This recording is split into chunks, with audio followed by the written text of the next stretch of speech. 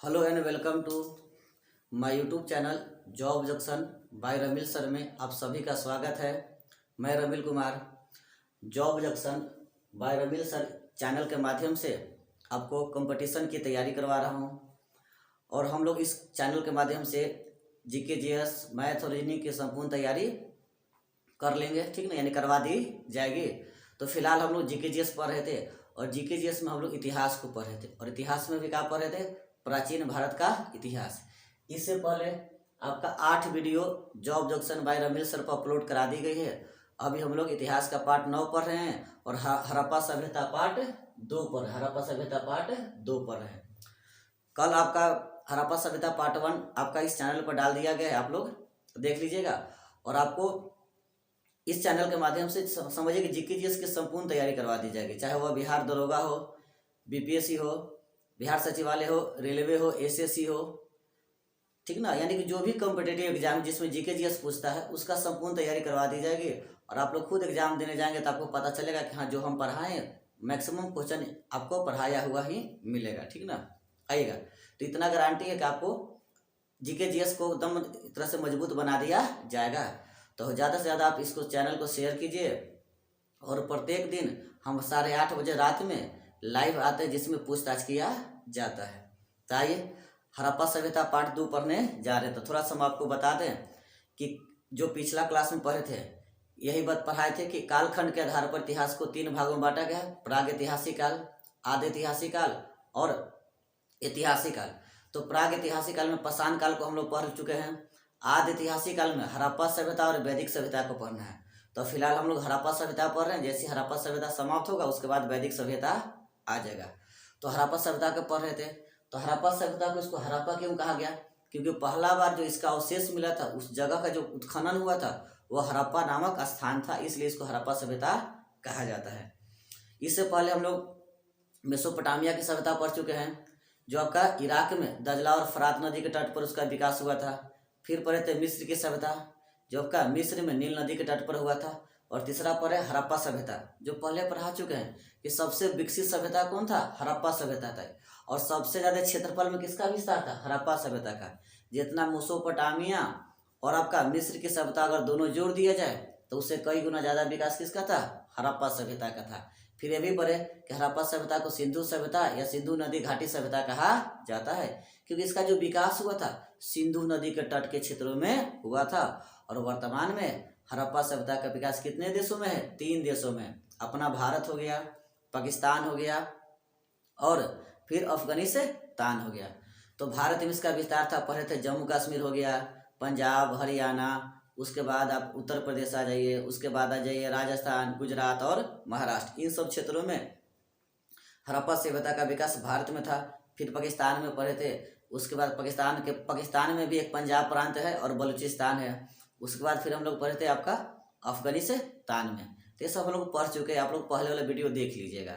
और आपको इतना गारंटी है कि जितना जीके जैसे हम पढ़ा देंगे इससे आपको क्वेश्चन छूटने वाला नहीं है, एकदम इतना भरोसा रखिए, ठीक ना। और हो सके तो चैनल को ज़्यादा सब्सक्राइब कीजिए, शेयर कीजिए, ताकि सभी लोग इसका लाभ उठा सके।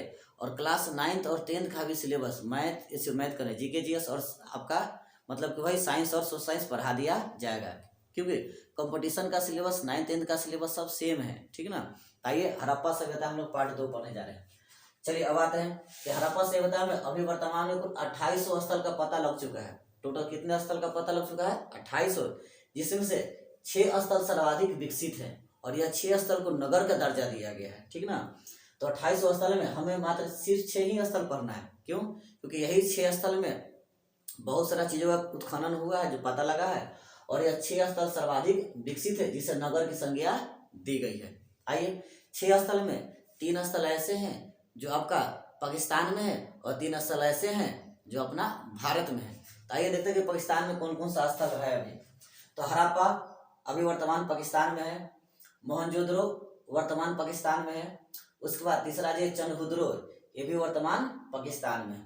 उसके बाद लोथल, कालीबंगा और बनवाली, लोथल, कालीबंगा और बनवाली, यह 3 सभ्यता जो है आपका वर्तमान भारत में है। तो ये इस सबसे प्रश्न पूछता है कि हड़प्पा सभ्यता किस नदी के तट पर है, किस देश में वर्तमान में विकसित, इसका उत्खनन किसके दिशा निर्देश में हुआ था, उत्खनन कब हुआ था, ये सब प्रश्न एकदम गांठ मान लीजिए, नेसेसरी रहेगा आपको, ठीक ना। तो अगर अगर जॉब लेना है, घर परिवार का नाम रोशन करना है, तो हर एक हाल में आप इससे जुड़ जाइए। आइए, तो हड़प्पा को हम लोग पढ़ने जा रहे हैं। तो हड़प्पा अभी वर्तमान में पाकिस्तान के पंजाब में, देखिए पंजाब अपना भारत में भी और पाकिस्तान में भी, याद रखिएगा। कुछ पंजाब है, मतलब कहने का मतलब क्या, पंजाब और पाकिस्तान में भी है और अपना भारत में भी है। तो अभी जो हड़प्पा है वर्तमान पाकिस्तान के पंजाब में किस जिला में है, तो मधुगोमरी जिला में रावी नदी के तट पर स्थित है। तो आपका जो हड़प्पा है पाकिस्तान के पंजाब के मध्य गोमरी जिला के रावी नदी के तट पर है। इसका जो उत्खनन करता थे 1921 ईस्वी में किसके नेतृत्व में, तो दयाराम साहनी के नेतृत्व में। और यह प्रश्न बहुत बार पूछ चुका है कि हड़प्पा का जो उत्खनन हुआ था किनके नेतृत्व में, तो 1921 ईस्वी में दयाराम साहनी के नेतृत्व में, दयाराम साहनी के नेतृत्व में, एकदम याद रखिएगा। आइए दूसरा देखते हैं, मोहनजोदड़ो। तो सबसे पहले कि मोहनजोदड़ो को मृतकों का टीला कहा जाता है, ये भी प्रश्न हजारों बार पूछ चुका है। किसे मृतकों का टीला कहा जाता है, मोहनजोदड़ो को। क्यों, क्योंकि जब मोहनजोदड़ो की खुदाई की गई तो बहुत सारा लाशों का ढेर मिला था, एक के ऊपर एकदम चढ़ा हुआ था, तो इसलिए इसको मृतकों का टीला कहा जाता है। तो मोहनजोदड़ो को मृतकों का टीला कहा जाता है। और यह अभी पाकिस्तान के सिंध प्रांत में था, ये भी अभी पाकिस्तान में था, और ये भी कहाँ था, पाकिस्तान में। आइएगा, पाकिस्तान के सिंध प्रांत में किस नदी के तट पर, तो सिंधु नदी के तट पर। किस नदी के तट पर, सिंधु नदी के किनारे। और किस जिला में, तो लड़काना जिला में। क्या बोलेंगे, लड़काना जिला में स्थित है। आइएगा, तो मोहनजोदड़ो के बारे में क्या सीखे कि मोहनजोदड़ो को मृतकों का टीला कहा जाता है, ये भी पाकिस्तान के सिंध प्रांत के सिंधु नदी के तट पर है। और किस जिला में है, तो लड़काना जिला में। किस जिला में है, लड़काना जिला। किस जिला में है, लड़काना जिला, याद रखिएगा। आइए, इसका जो उत्खनन हुआ था 1922 ईस्वी में, इसका उत्खनन कब हुआ था, 1922 ईस्वी में। और किनके नेतृत्व में किया गया था, तो राखल दास बनर्जी, राखल दास बनर्जी। और ये भी प्रश्न हजारों बार पूछ चुका है, आपको नहीं विश्वास है तो आप प्रीवियस ईयर सेट उठाइएगा, तो आपको ये सब चीजें मिलेगा। तो मोहनजोदड़ो का जो उत्खनन हुआ था 1922 ईस्वी में, किनके नेतृत्व में, राखल दास बनर्जी, राखल दास बनर्जी। आइए आते हैं, अब यहाँ से एक प्रश्न आता है कि हड़प्पा और मोहनजोदड़ो, हड़प्पा और मोहनजोदड़ो ये दोनों के बीच की दूरी कितना है, तो 483 किलोमीटर। हड़प्पा और मोहनजोदड़ो यह दोनों के बीच की दूरी कितना है, तो 483 किलोमीटर है। यानी कहने का मतलब का अगर इस तरह से अपना मान लीजिए भारत का मैप है, तो यह क्षेत्र पाकिस्तान है ना, तो ऊपर में आपका हड़प्पा है, उसके नीचे क्या है, मोहनजोदड़ो है। तो यह दोनों के बीच की दूरी कितना बोलेंगे, 483 किलोमीटर। आइएगा, एक व्यक्ति थे जिनका, एक विद्वान थे जिनका नाम था पीगेगॉड नामक विद्वान है हड़प्पा और मोहनजोदड़ो को संयुक्त राजधानी की संज्ञा दी है। और ये भी प्रश्न पूछ चुका है कि हड़प्पा और मोहनजोदड़ो को संयुक्त राजधानी की संज्ञा किसने दी है, तो हम लोग क्या बोलेंगे, पीगेगॉड। उस विद्वान का नाम क्या है, पीगेगॉड। संयुक्त राजधानी मतलब का कि दोनों जो था सिंधु नदी के तट पर था, ठीक है ना, एक मतलब दोनों जो था सिंधु नदी के तट पर ही था, और दोनों के बीच की दूरी कितना था, 483, इसलिए इसको संयुक्त राजधानी की दर्जा दिया गया। आइए नेक्स्ट पढ़ते हैं। आइएगा, तो हम लोग हड़प्पा पढ़ लिए, मोहनजोदड़ो पढ़ लिए। अब तीसरा पढ़ते हैं जो पाकिस्तान, जिसका नाम है चनहुद्रो। ये भी पाकिस्तान के सिंध प्रांत में, ये भी पाकिस्तान के कहाँ पर है, सिंध प्रांत में, सिंधु नदी के तट पर। और मोहनजोदड़ो से 30 किलोमीटर दक्षिण, तो दक्षिण मतलब नीचे ना, तो ऊपर में मान लीजिए हड़प्पा हो गया, फिर हो गया मोहनजोदड़ो, 30 किलोमीटर दक्षिण में आपका क्या है, तो हम लोग बोलेंगे चनहुद्रो। क्या बोलेंगे, चनहुद्रो। तो चनहुद्रो भी कहा है, तो पाकिस्तान के सिंध प्रांत में सिंधु नदी के तट पर, और मोहनजोदड़ो से कितना नीचे, दक्षिण में, तो 30 किलोमीटर दक्षिण में है। आइए, इसका उत्खनन करता, इसका डेट वगैरह मिलता होता नहीं है, तो उत्खनन करता कौन है, मैके तथा एनजी मजूमदार। मैके तथा एनजी मजूमदार, क्या बोलेंगे, उत्खनन करता मैके तथा एनजी मजूमदार। यह किसका उत्खनन करता है, तो हम लोग बोलेंगे चनहुद्रो। क्या बोलेंगे, चनहुद्रो। तो हम लोग पाकिस्तान में 2-3 प्रमुख स्थल हैं हड़प्पा सभ्यता के, वो हम लोग पढ़ चुके हैं। अब आइए हम लोग भारत में स्थित 3 प्रमुख स्थल को पढ़ने जा रहे हैं। आइए, तो सबसे पहले आते हैं लोथल, और लोथल से प्रश्न आएगा, हम आपको बताएंगे। तो आते हैं लोथल। तो लोथल मुख्य रूप से गुजरात प्रांत के भगवा नदी के किनारे है। लोथल जो है गुजरात प्रांत के भगवा नदी के तट पर माने उसी के किनारे है। और इसका उत्खनन करता है रंगनाथ राव। क्या बोलेंगे? रंगनाथ राव। तो लोथल का उत्खनन करता रंगनाथ राव। किस नदी के तट पर है? भोगवा नदी के तट पर है। आइए उसके बाद अगला पढ़ते हैं कालीबंगा। तो कालीबंगा का शाब्दिक अर्थ होता, कालीबंगा का जो शाब्दिक अर्थ होता है काली रंग का चूड़िया। कालीबंगा का शाब्दिक अर्थ होता है काली रंग का चूड़िया, जो आगे आपको मिलेगा इसका मतलब क्या होता है। पर फिलहाल इतना याद रखिए कि कालीबंगा का शाब्दिक अर्थ क्या होता है? काली रंग की चूड़िया। और यह है कहाँ? यह राजस्थान के हनुमानगढ़ जिला के घग्गर नदी के तट पर है। आपका जो कालीबंगा है जिसका शाब्दिक अर्थ काली रंग की चूड़िया होती है, यह वर्तमान में राजस्थान के हनुमानगढ़ जिला के घग्गर नदी के तट पर इसका मतलब के उत्खनन हुआ है, मतलब यहाँ देखा गया है। इसका उत्खनन करता कौन है? अमलानंद घोष, बीबी लाल तथा बीके थापर। इसका जो उत्खनन करता है अमलानंद घोष, बीबी लाल और बीके थापर। बीबी लाल और बीके थापर हैं। चलिए आते हैं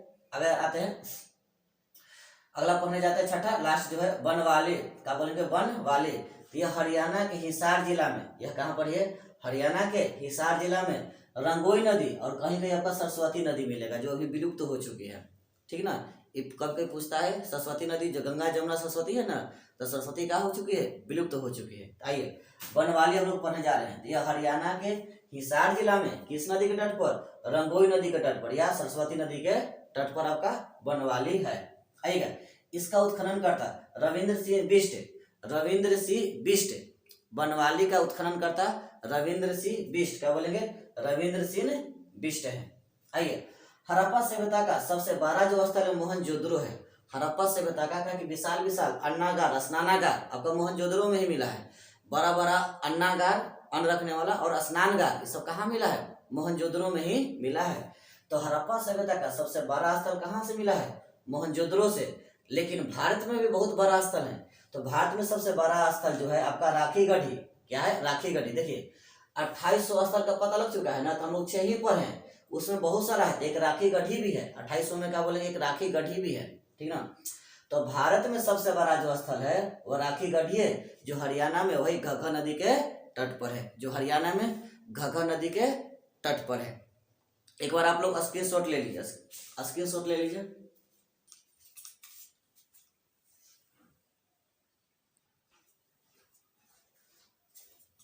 आइए हड़प्पा सभ्यता को और आगे बढ़ाते हैं। ठीक ना? चलिए तो हड़प्पा सभ्यता के विशेषताएं देखते हैं। तो यह एक कैसा था? यह एक नगर योजना प्रणाली था। हड़प्पा सभ्यता की विशेषताएं में हम लोग क्या देख रहे हैं कि यह एक नगर योजना प्रणाली था। आइए हड़प्पा सभ्यता जो नगर योजना प्रणाली था, यह मुख्य रूप से 2 भागों में मिलता है। उसका जो विशेषता में कह सकते हैं, एक पूर्वी क्षेत्र था, एक पश्चिमी क्षेत्र था। यानी सड़क के 2, एक पूर्वी क्षेत्र था, एक पश्चिमी क्षेत्र था। तो पश्चिमी क्षेत्र जो था, इसका जो भाग था काफी ऊंचा था और यहाँ तक माना जाता है कि पश्चिमी क्षेत्र में शासक वर्ग के लोग रहते थे और पूर्वी क्षेत्र जो था वह काफी नीचा था। तो यह माना जाता है कि पूर्वी क्षेत्र में आम जनता के लोग रहते हैं। तो यही दिया हुआ कि हड़प्पा काल में नगरों का निर्माण में काफी योजनाबद्ध तरीका से किया गया था। पहला पश्चिमी भाग जो सामान्यतः ऊंचा था, अभी बोले ना कि पहला क्या था? पश्चिमी भाग था जो सामान्य से क्या था? ऊंचा था। जबकि दूसरा जो पूर्वी भाग था वो क्या था? नीचा था। तो पश्चिमी भाग में यह माना गया कि यहाँ राजा महाराजा शासक वर्ग के लोग रहते हैं, जबकि दूसरी भाग जो आपका पूर्वी भाग जो नीचे वाला भाग था, इसमें आम जनता लोग रहते थे। आइए हड़प्पा सभ्यता में कच्ची ईंट का मकान मिला है, पक्का ईंट का मकान मिला है। हड़प्पा सभ्यता में पक्की ईंट का मकान मिला है और कच्ची ईंट का सड़क भी मिला है। ठीक ना? तो यहाँ से यह भी सिद्ध होता है कि यहाँ पर पक्की ईंट और कच्ची ईंट दोनों का विकास हो चुका है। तो ये वही देख रहे हैं हम लोग। समानतः पूर्वी और पश्चिमी भागों के अलग अलग किलाबंदी होते थे। यानी कहने का मतलब क्या कि यह जो पश्चिमी भाग हो गया, यह जो पूर्वी भाग हो गया, यह दोनों का किलाबंदी क्या होता था? अलग अलग। लेकिन कालीबंगा से दोनों एक ही किलाबंदी का विवरण मिला है। लेकिन अभी पढ़े ना 6 गो हड़प्पा सभ्यता के 6 प्रमुख स्थल है, तो समानतः यह पता चला है कि पश्चिमी भाग और पूर्वी भाग दोनों का जो किलाबंदी था वह अलग अलग था। लेकिन कालीबंगा से यह पता चला है कि दोनों का किलाबंदी एक ही ओर था। अब आइए और आगे देखते हैं। हड़प्पा सभ्यता की सड़कें थी, वह मान के चलिए कि कच्ची ईंटों की सड़कें थी, और उनका जो मकान था एक शेड्यूल से एक लाइन में हुआ करता था। जैसे मान लीजिए कि यह सड़क है इसे बीच में और इधर से भी सड़क है, तो सबसे पहले कि हड़प्पा सभ्यता की सड़कें जो एक दूसरे को समकोण पर काटती थी, और सड़क के किनारे ही क्या था, एक रो में आपका मकान था, इधर भी मकान होगा और इधर भी मकान होगा। और सबसे बड़ी विशेषता क्या थी कि इन लोगों की जो घर की जो दरवाजा थी वह सड़क की ओर खुलता था नहीं। अब क्या विशेषता ये हम आपको बतलाने जा रहे हैं। जैसे मान लीजिए कि यह हड़प्पा सभ्यता की सड़क है और यह हड़प्पा सभ्यता के वैसे मकान है, तो इनका जो मकान का जो दरवाजा था वह आपको सड़क की जो गली है इस गली की ओर या तो इधर खुलेगा, ठीक ना, यानी कि सड़क के गली की ओर खुलता था। क्यों खुलता था? क्योंकि हड़प्पा सभ्यता की जो सड़कें थी काफी चौड़ी चौड़ी थी, और इस पर धूल मिट्टी वगैरह बैठ जाने से, अब बताइए कि इस पर धूल मिट्टी बैठेगा तो अगर इस ओर गेट होगा तो धूल मिट्टी उड़कर सब घर में ही न घुसेगा। तो इस वजह से ये लोग का घर का जो दरवाजा था सड़क की ओर न खुलकर कहाँ खुलता था, गली में। कहाँ खुलता था? गली में। और दूसरा क्या था कि चोर वगैरह जो चोरी करने आएगा तो वो सड़क से ही ना आएगा, तो चोर वगैरह जो चोरी करने आएगा वो सड़क से आएगा, सड़क की ओर गेट रहेगा तो डायरेक्ट प्रवेश कर देगा। जब गली से आने में, प्रवेश करने में थोड़ा टाइम लगेगा। इस वजह से चोरों से बचने के लिए और सड़क के धूल वगैरह से बचने के लिए इनका जो गेट था वह सड़क की ओर नहीं खुलकर, यानी इधर सड़क की ओर नहीं खुलता था, इधर गली में। कहाँ खुलता था? गली में। कहाँ खुलता था? गली में। तो याद रखिएगा कि हड़प्पा सभ्यता के जो घर मकान थे वह एकदम एक शेड्यूल में रहते थे, सड़क के बगल में हुआ करता था। और ये भी था कि अगर कोई मकान एक मंजिला है तो सब एक मंजिले होगा, यानी कहने का मतलब का कि अधिकांश मकान एक मंजिला था। हालांकि मोहनजोदड़ो में 2 मंजिला मकान मिला है, लेकिन अधिकांश मकान कहाँ था? एक मंजिला था, और सब एक मंजिला तो एक मंजिला एक लाइने से रहेगा, यानी एक शेड्यूल में था, ठीक ना। तो वही दिया हुआ। अब आते हैं तो देखिए हड़प्पा सभ्यता का जो मकान था वह एकदम एक शेड्यूल में था, सड़क के किनारे था, और इसका जो दरवाजा था गली में। कहाँ खुलता था? गली में। कहाँ खुलता था? गली में, ताकि चोरों से बचा जा सके और सड़क का जो धूल कण है उससे बचा जा सके। लेकिन आपका जो गुजरात का जो लोथल एक ऐसा अपवाद में सभ्यता है, लोथल, जिसके मकान का दरवाजा सड़क की ओर खुलता था। यानी कहने का मतलब का कभी 6 गो हम विकसित सभ्यता पढ़े थे हड़प्पा के ना, तो लोथल जो सभ्यता है, लोथल जो है ये अपवाद में है। क्यों अपवाद में? क्योंकि लोथल का जो दरवाजा था वह सड़क की ओर खुलता था। लोथल का दरवाजा कहाँ खुलता था? सड़क की ओर खुलता था।